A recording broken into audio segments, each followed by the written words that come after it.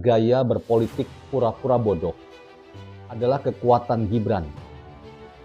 Menurut Profesor Aidul Fitrisyada, sosok Gibran yang tenang dan terkesan menggunakan gaya berpolitik pura-pura bodoh adalah kekuatan Gibran yang justru membuat lawan-lawan politiknya itu menjadi keder dan tak berkutik.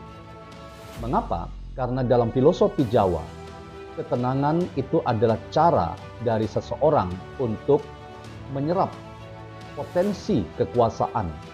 Dan ketika ketenangan itu diterjemahkan, maka ketenangan itu menjadi pesan buat siapapun bahwa yang tenang adalah yang memenangkan kontestasi. Dan Jokowi ketika menerjemahkan ketenangan itu sebagai bagian dari caranya menampilkan diri selama 2 periode menjadi presiden, maka kini gaya itu yang dipakai oleh seorang Gibran Rakabuming Raka.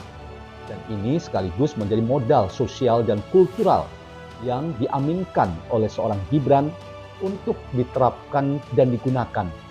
Dan seorang Profesor Aidul Fitrisyada katakan bahwa Gibran yang tenang dan bergaya politik pura-pura bodoh itu sebetulnya adalah cara dia untuk bisa menjadi presiden.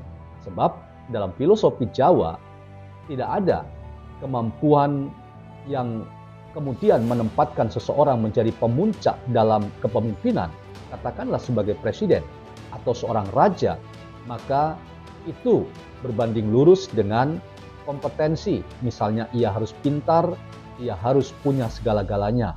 Tidak.